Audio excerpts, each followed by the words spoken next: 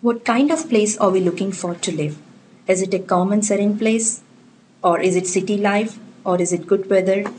Most of these can be related to specific data about a city.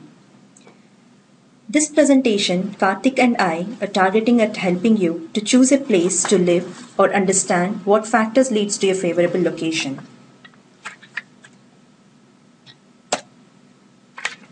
There could be several reasons for relocation. The first criteria can be in-state or out of state. If it is in-state, it could be not to miss any of the benefits of being a state resident. And if it is out of state, it can be several other factors. And few of them could be cost of living, job perspectives, population density, comfort index, taxes, and the third criteria can be crime rates and UV index. We have taken US city data. In particular, for this project, we have used Alabama state data to understand or analyze every minute detail. Now, to achieve this need or to meet the need, we have categorized the task as visualization based analysis of US city data using Tableau and Microsoft Excel, and association-based analysis to identify demographic patterns using IBM SPSS Modeler and Microsoft Excel. For understanding the data and to come up with the preferences, we have taken the factors like population, unemployment rate, weather conditions, living cost, and taxes in this project. And during the data preparation stage, we have dealt with missing zip codes, classifying continuous data, duplicate values, and mixed data. Using Tableau, this is one of the factors which we have used to understand the details of the data. The dashboard looks something like this for the user preferences to choose their preference. At this stage, we would like to show a small demo to understand how the users would be given an opportunity to choose their location. In this dashboard, we have used different conditions like comfort index, population, job prospect, and cost of living for the users to choose their preference. Say suppose if I want to live in a location where it is of low population density, then I would choose as low in population.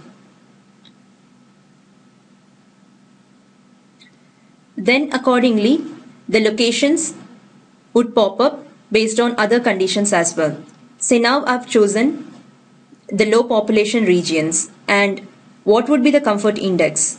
The comfort index is very low. So this location, that is Utah, is not good to live. And what would be the cost of living? It is medium. So I might be okay to choose this location. So based on this different filter conditions, I'll be able to come up with my suitable option. And once I've chosen my location, then I have an opportunity to know more details about the particular location. Say suppose I would be willing to stay in Alexander City. So what other details would I need? So I would get the entire details of the Alexander City before I could choose my relocation option. The second part of this presentation is understanding data. Well, for example, let's say we want to understand what factors lead to better air quality. Are we missing an important factor leading to a good living location? What is it about a location that leads to a high comfort index? How would we understand these rules or leading factors? Association, I would think, would be a better place to start. Well, the data we have is city data and most of the variables are continuous. We can do continuous data association rule mining using genetic network programming. I know that sounds like a mouthful, but yeah, that is a real technique. Anyway, I would rather just classify continuous data into more manageable classes, which I would then convert into binary data to perform association mining. So, how would we prepare continuous data to perform association mining? For example, we have data like this. This is our actual file, population density 188, 231, 203. Well, we come up with a classification of population density into low, medium, and high.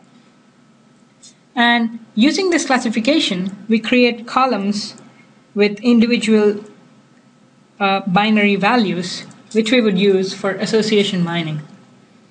IBM SPSS Modeler accepts sparse matrices of binary values for association mining. So we prepare data in that format. We come up with some interesting findings. Well, let's first understand air quality. For this particular case, we put the consequent as air quality and all other factors as antecedents, which would imply that we're trying to understand what is leading to high air quality. This particular rule says that for 50% of the values with 75% of the confidence, you can say that if the population is low, the air quality is high. Well, this is an interesting finding.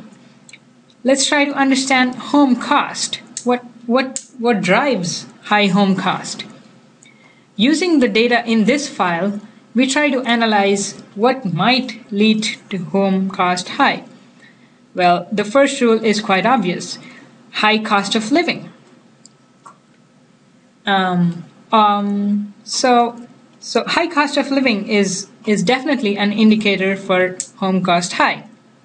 These are really interesting rules. And for analyzing this data, we've classified data into different classes based on an arbitrary division. Well, these classifications can be subjective.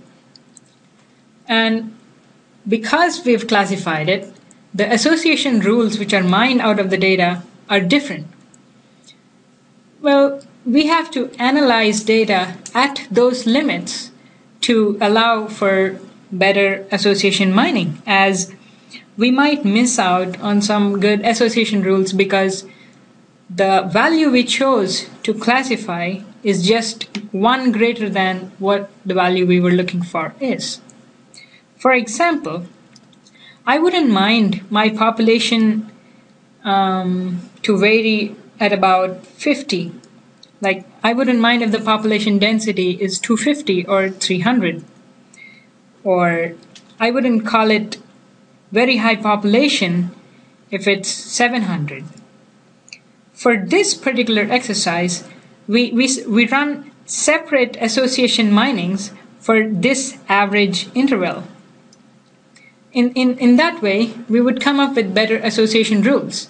Another idea is one-away association mining, which is, let's say we have a population density very low and population density low, and we just want to live in a low population density area. So we would combine these two classes into one class and then perform association mining and see if the rules are interesting. We could also recompute these classifications based on national averages, let's say, what the country considers to be low population instead of what we consider to be low population.